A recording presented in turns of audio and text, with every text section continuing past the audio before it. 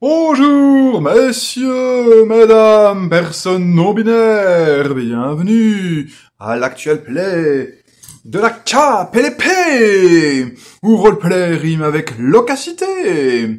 Mais, sans plus tarder, place à la magie du théâtre, des jets de dés, les dramatis personae entrent en scène dans l'arène. Entre en scène, Tybalt. Bonjour, messieurs. Un mot avec l'un de vous. Entre en scène, Mercutio. Un mot avec l'un de nous. Joignez-y un coup de poing, et la chose sera plus complète. Ok, tu as raté ton jet de dés pour comprendre ce que l'autre te disait, mais si tu as cru qu'il t'offensait, mais c'est pas grave, on continue, hein. Mercutio, vous vous entretenez avec moi d'une manière consort peu amicale. Allez, une dernière chance, Mercutio, on refait un jet de compréhension. Échec critique. Consort, voulez-vous faire de nous des musiciens ambulants? Si vous nous traitez de musiciens, par ma tête, voici mon archet qui vous fera danser.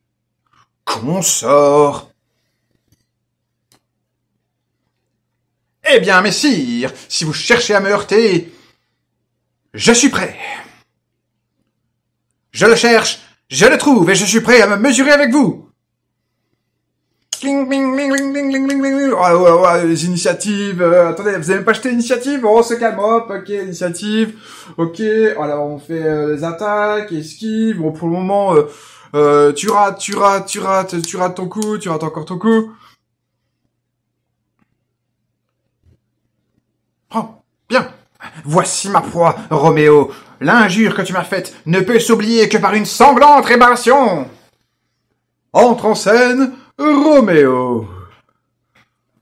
Tybalt, j'ai pour toi des excuses que tu ne peux comprendre, tant que tu ne connaîtras pas les motifs de mon affection. Je ne suis pas un criminel pour toi, je le jure. Adieu, tu ne me connais pas. Bon, Tybalt, essaie de faire un jet de compréhension pour, voilà, un petit jet d'idées pour voir ce qu'il veut te dire. Échec critique.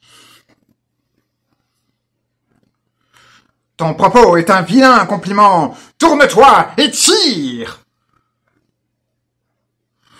Tybalt, je te proteste que je ne te veux aucun mal. De plus, je t'aime plus que tu ne saurais imaginer, jusqu'à ce que tu apprennes pourquoi je t'aime. Adieu donc. Je ne veux pas me battre contre toi. Mercutio. Oh, calme! Honteuse soumission! À la stoccata nous en fera-t-elle la leçon? Tybalt, gueux! Tire en clair ton épée, par la pointe, et sur le champ! Qu'est-ce que tu veux de moi?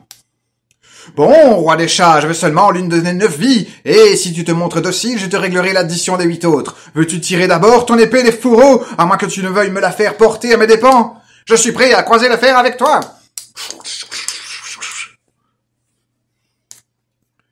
Arrêtez, Mercutio! Arrêtez, Tybalt! Messieurs, cessez ce combat effréné! Tybalt! Mercutio! Le prince a défendu cette violence dans les rues de Vérone! Arrêtez, Tybalt! Mon Mercutio! Ok, fais un jet de persuasion pour les convaincre d'arrêter le combat. Échec critique.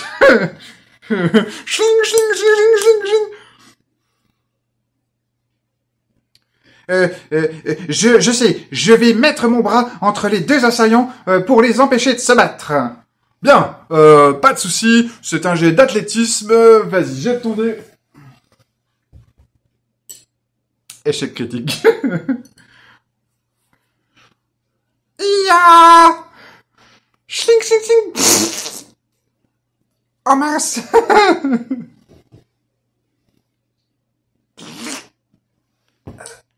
Je suis blessé. Qu'on meure de la peste dans ces deux maisons, et je suis mort. Êtes-vous tous sourds ou aveugles? Aidez-moi, emportez-moi, je ne puis plus tenir. Courage, mon cher ami, la blessure est-elle profonde? Non, ce n'est pas bien large, ce n'est pas bien grand, mais cela suffit, c'est assez. Où est mon page? Va, page, chercher un chirurgien. Vaillant cœur, courage, ami, tu ne mourras pas ainsi. Allons, allons, c'est une simple égratignure, mais elle me tuera.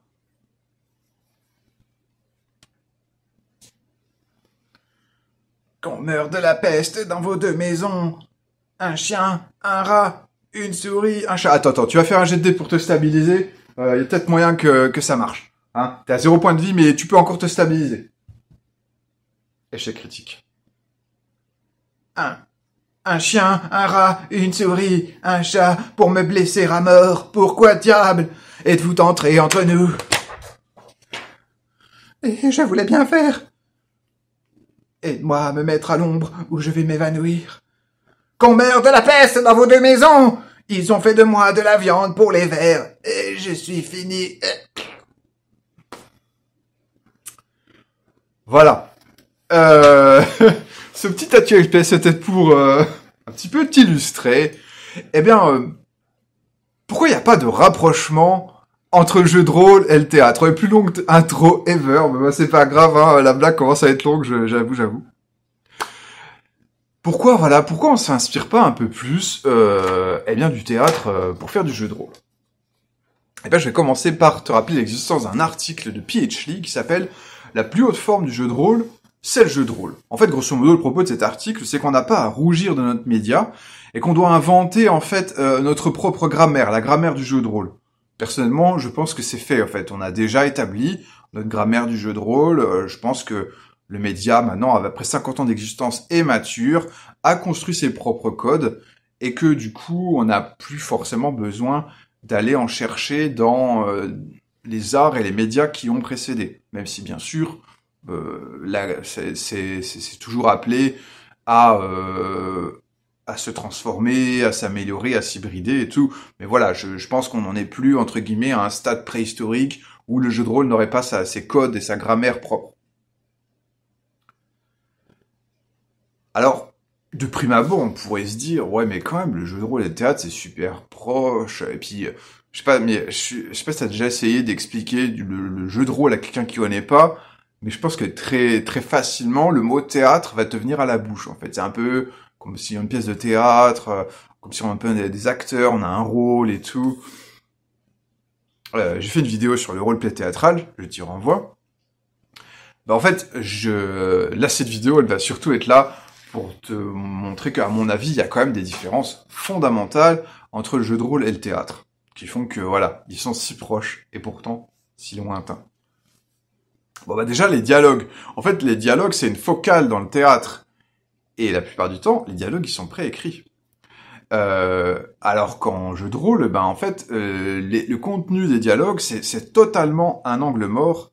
C'est laissé à l'émergence, c'est-à-dire que les dialogues des PJ ne sont quasiment jamais écrits, et même les dialogues des PNJ, c'est vraiment très très rare que vous trouviez des lignes de dialogue à faire dire par les PNJ. Alors, il y a des exceptions, hein. Par exemple, dans le jeu de rôle Sens Mort, bon, qui est un jeu de rôle très très méta, et notamment une espèce de réflexion sur le dirigisme, tu vas trouver en fait des espèces de pièces de théâtre qui montrent des dialogues entre des PNJ et des PJ, et tout est écrit. Cependant, je pense pas que c'est pas très clair de ce qu'on doit faire de ces pièces de théâtre qui sont présentées dans le jeu, mais je pense pas que le but ce soit de les faire jouer texto par la table. C'est plutôt une sorte, voilà, c'est plutôt une allégorie que oui, les PJ sont un peu les acteurs d'une pièce de théâtre, une partie de leur rôle est préécrit, quoi. Donc voilà, je pense que du coup, Sens Mort était vraiment un cas très très à part. Très méta en fait. On a dans Dying Earth également, c'est un jeu de rôle qui met en place des personnages qui ont une verve importante. Alors c'est pas inspiré de Dying Earth, c'est inspiré d'un roman, c'est pas inspiré de théâtre, mais cette notion quand même de dialogue, beaucoup de punchlines très écrites, et en fait l'idée c'est que tu as littéralement des lignes de dialogue que tu dois replacer en fait sur ton PJ, et si tu arrives à utiliser ces lignes de dialogue, je sais plus quoi, t'as des bonus, ou tu peux lancer tel sort, enfin t'es avantagé en fait si tu arrives à placer des lignes de dialogue, des punchlines, on va dire un peu cultes du roman, quoi. Mais voilà, je t'ai trouvé ces 2 jeux de rôle là, c'est vraiment des exceptions. La plupart du temps, les dialogues sont pas écrits, c'est vraiment à la liberté de la table. Donc déjà, on a un désaccord majeur sur la focale. Je te mettrai en description un podcast où en fait un rôliste un peu expérimenté, Orlante, a décidé de se lancer à corps perdu dans le théâtre, et ce qu'il a constaté, c'est que son expérience en fait en tant que rôliste ne lui était d'aucune utilité, quoi, voire éventuellement était contre-productive. Alors, on peut par contre faire un peu plus de parallèle entre jeu de rôle et théâtre d'improvisation. Je rentrerai dans les détails dans une vidéo dédiée, voilà, sur jeu de rôle et théâtre d'improvisation. Mais pour autant, ce que je peux déjà spoiler, cette future vidéo, c'est que les formes de jeux de rôle qui vont le plus s'inspirer du théâtre d'impro, donc vont introduire des notions, les pratiques de jeux de rôle, voilà, qui s'inspirent de l'impro, vont introduire des notions telles que jeu en performance, donc voilà, le jeu comme performance artistique, jeu au service, c'est-à-dire se mettre au service des autres personnages, de leur histoire. Jouer l'impact, ça veut dire mettre en valeur ce qui vient de se passer dans la fiction en montrant très fort la réaction de son personnage. Toujours dire oui, qui est que grosso modo, eh bien, si MJ ou un autre joueur énonce un fait dans la fiction, il faut que toi, par le biais de ton personnage, tu valides l'existence de ce fait. Donc si MJ dit eh bien, voici l'enfant de l'homme que tu as tué l'année dernière, eh ben, t'es obligé de dire, ah oui, c'est vrai, j'ai effectivement tué quelqu'un l'année dernière, ah ouais, bon, bah, je sais pas ce que je vais faire avec ce gamin qui est là maintenant. Voilà, c'est donc cette idée que bah tu dois accepter en fait les vérités, les propositions des autres, tu dois les accepter au maximum et rebondir dessus. Voilà, toutes ces notions-là que je viens de te présenter, eh bien en fait, dans le jeu de rôle en général, sont plutôt assez impopulaires. C'est pas comme ça que la majorité des gens jouent. En fait, le style de jeu majoritaire, il se rapproche plutôt de ce que feu Frédéric Sintès appelait la combativité. Alors, qu'est-ce que c'est que la combativité? On se calme tout de suite. Public dissipé. La combativité, en fait, c'est l'idée que quand tu joues ton personnage, t'es là pour défendre ses intérêts, c'est-à-dire t'arranger pour que ton personnage il atteigne ses objectifs, et le jouer aussi avec assez premier degré, avec une certaine sincérité. Et donc tu vas faire ce qui est logique pour le personnage, ce qui sert son agenda, et ce qui sert ses intérêts aussi. Et donc c'est pas forcément compatible avec tout ce que je viens de dire avant, en fait. Et notamment, il y a une notion d'immersion dans le personnage qui est totalement perdue dans les notions de jeu en performance, jouer au service, tout ça, où le personnage n'est clairement qu'un outil au service de l'œuvre d'art, que serait le jeu de rôle, quoi. Donc voilà, même quand on parle du théâtre d'impro, bah en fait ça n'infuse que dans des formes assez marginales de jeu de rôle, bon, qui ont plutôt ma faveur, mais elles sont quand même marginales. Autre point qui est très important, qui montre l'éloignement entre jeu de rôle et théâtre, c'est que en jeu de rôle, on n'a pas de public. On n'a pas de public. Alors on peut considérer que ouais, mais on est notre propre public, c'est une sorte de théâtre intime. Mais alors du coup, ça nous rapproche pas tellement du théâtre, ou alors de formes de théâtre très particulières. C'est-à-dire, moi, ça me fait penser en fait.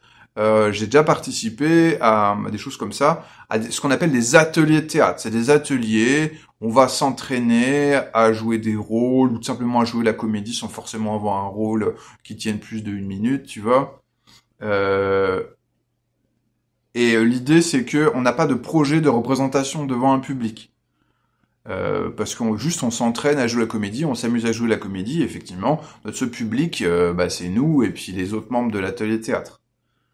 Mais voilà, ça c'est pas le théâtre mainstream, c'est juste une pratique de théâtre, somme toute, assez marginale, ou au moins liminaire, quoi. Oui, j'ai décidé de placer les mots les plus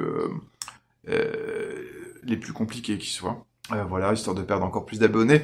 Bon, voilà, le truc aussi, c'est que, on a parlé du roleplay théâtral dans la vidéo qui s'en réfère.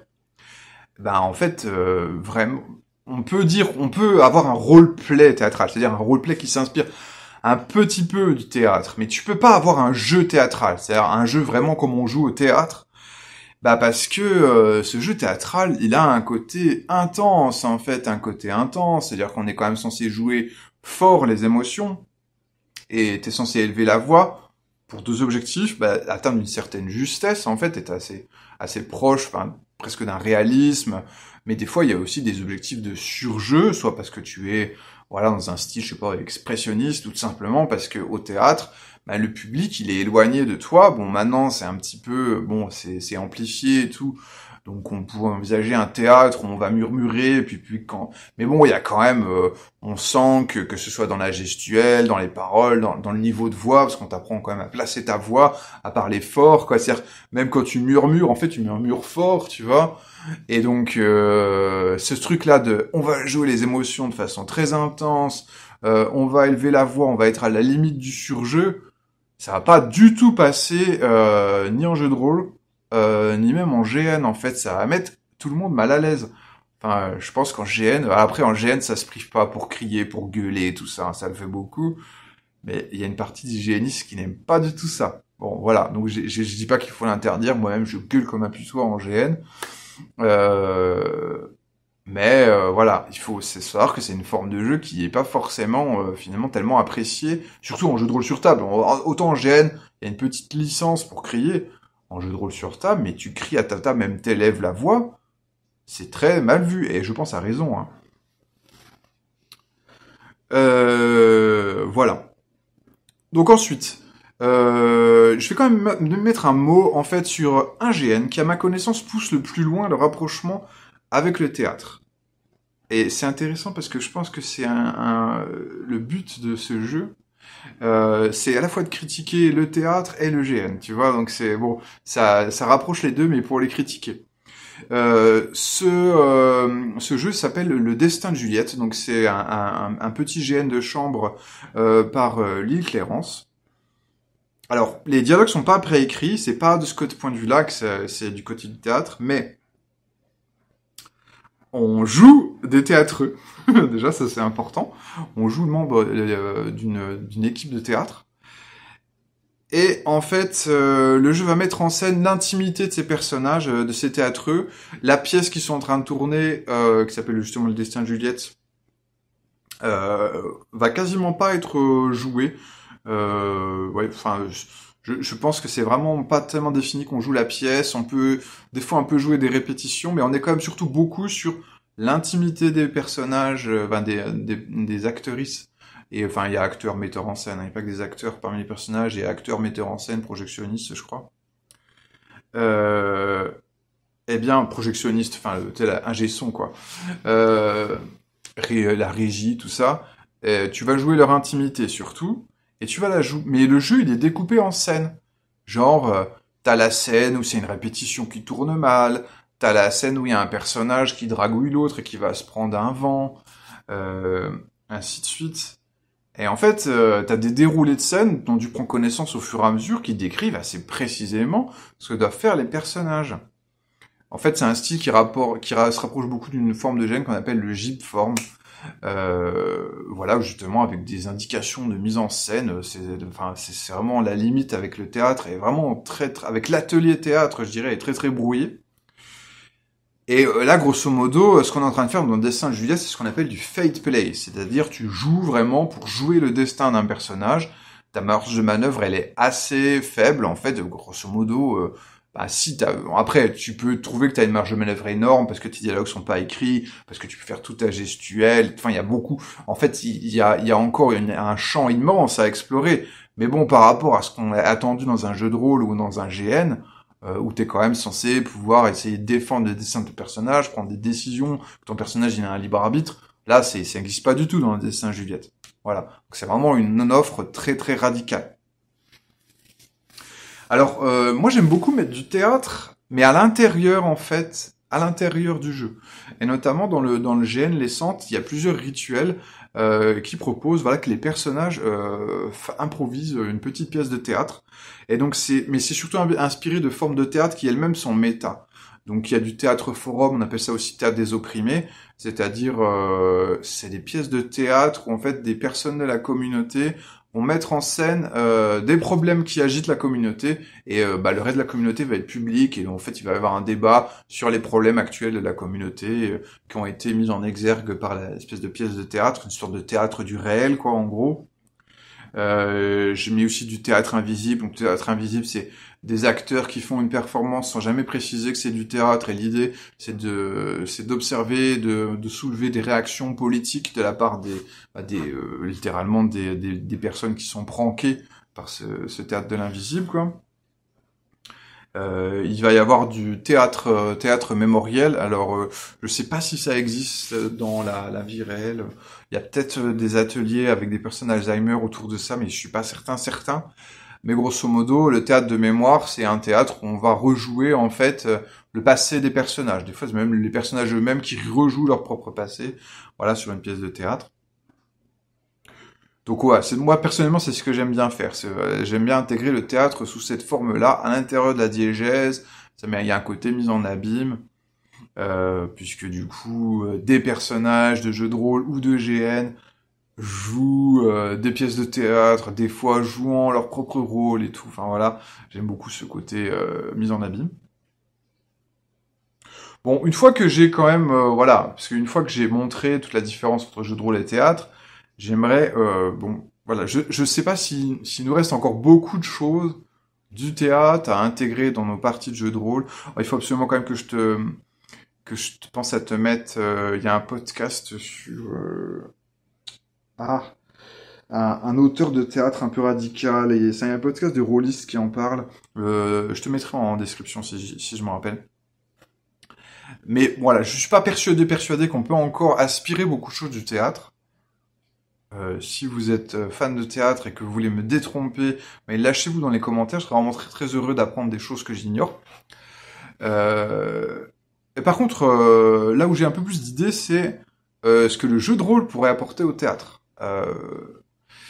Eh bien, déjà, premièrement, la sécurité émotionnelle, qui me semble être un truc assez peu existant dans le théâtre.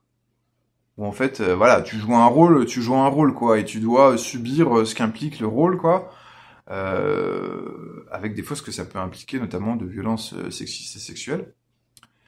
Et donc l'idée, c'est que si dans une troupe de théâtre, on introduisait la sécurité émotionnelle, les acteurs pourraient, entre guillemets, carte Xer certaines thématiques. Voilà, je veux pas jouer certaines thématiques.